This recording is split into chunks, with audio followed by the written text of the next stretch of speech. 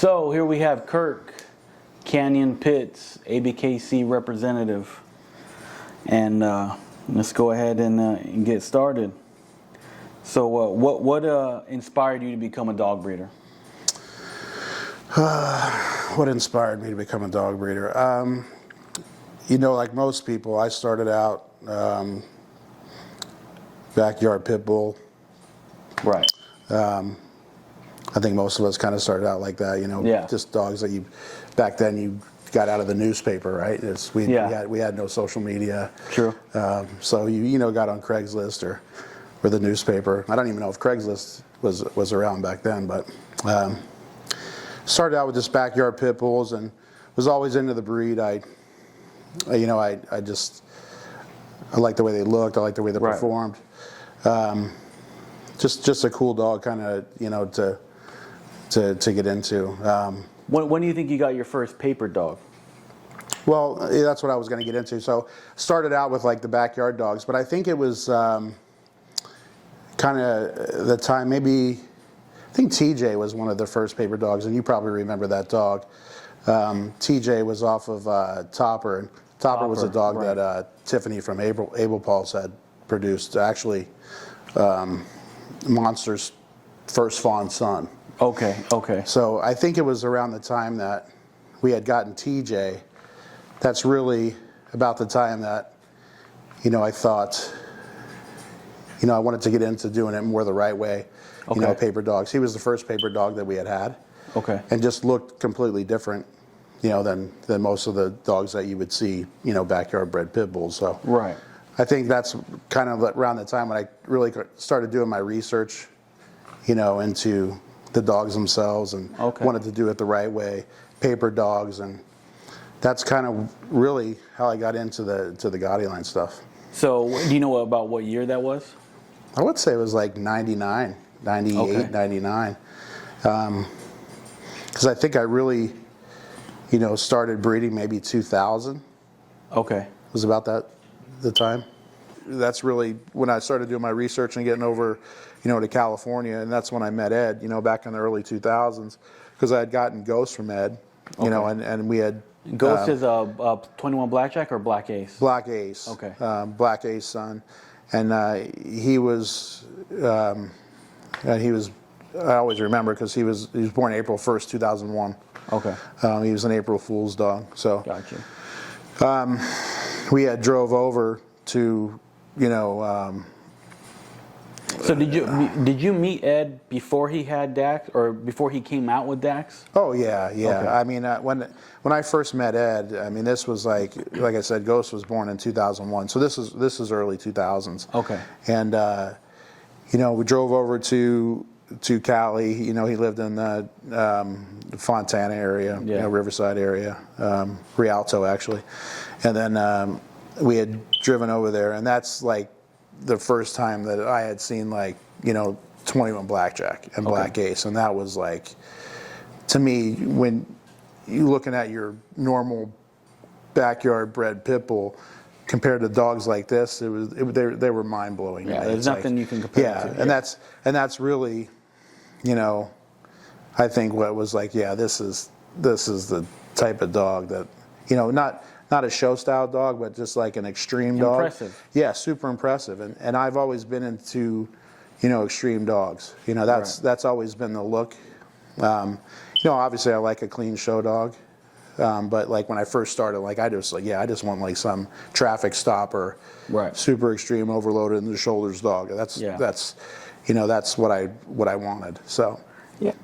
But they weren't the cleanest dogs. They definitely threw some mass. Yeah. But like they weren't like show ring ready. Show quality, perfectly straight fronts.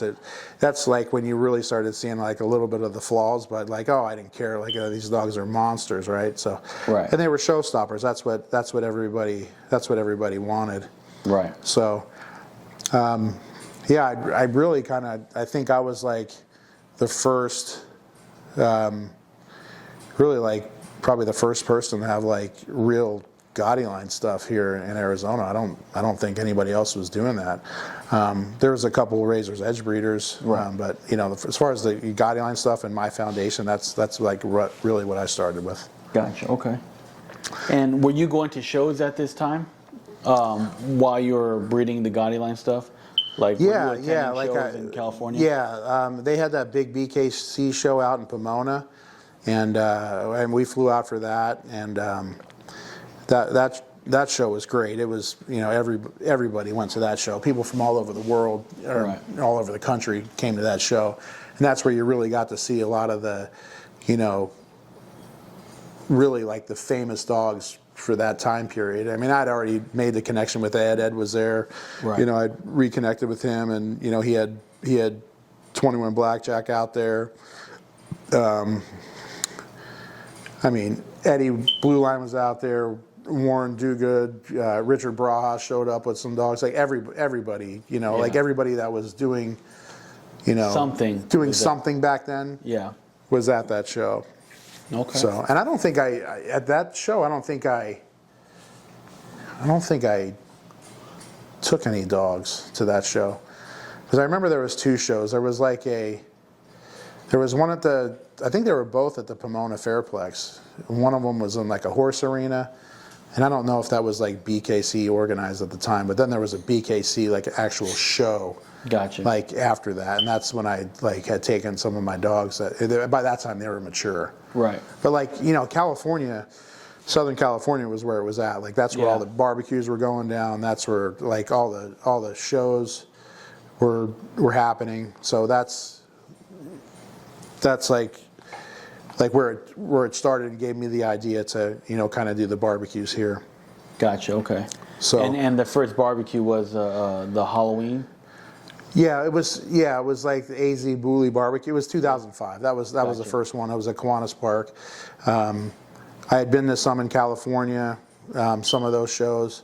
And that's what really, like I said, gave me the idea. Like, let's do, they can do it there. Why can't we do it here? Right. So like we threw one in 2005, hosted it with a couple other local kennels, and got a pretty good turnout. Got some some people from California. Remy was there. Okay. If you're talking about like popular dogs, like Remy was probably like one of the most famous dogs that showed up to that, and it wasn't huge, but it was big enough, and that's like really like what really kicked off the show. So like people really like want to know like where these shows started. That was it. That was 2005 AZ Bully Barbecue was the first. It wasn't even a show. It was just a barbecue. Right. It was the first like get together, like real get together of bully people that brought people together from out of state. Right. And then do you miss that at all? Oh yeah. Versus now. Yeah. It was so much better. It was, it was just people just having a good time. There was no show. There was no like really competition. It was just everybody just hanging out. You barbecue, you eat. And then it grew from there. Like, the next year it got bigger. And then next year after that it was bigger. And then there's more and more people coming. And then we started incorporating the shows. Right. ABKC and BKC were both going. ABKC was just getting started.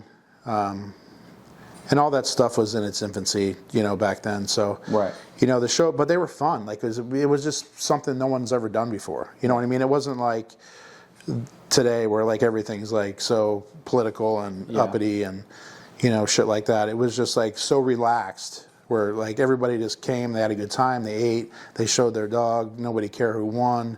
There was no champions, like there was, everything was completely different. The classes were different, and obviously that's all changed over the years. But that's like really where I got started and how I started doing shows was because of the stuff that was going on in California. Gotcha. Going over there, meeting those guys, seeing those dogs, bringing those dogs back to Arizona, and then hosting my own events to where I would bring those people out here. That's like really where Arizona shows started. That's how it happened. That's how it happened.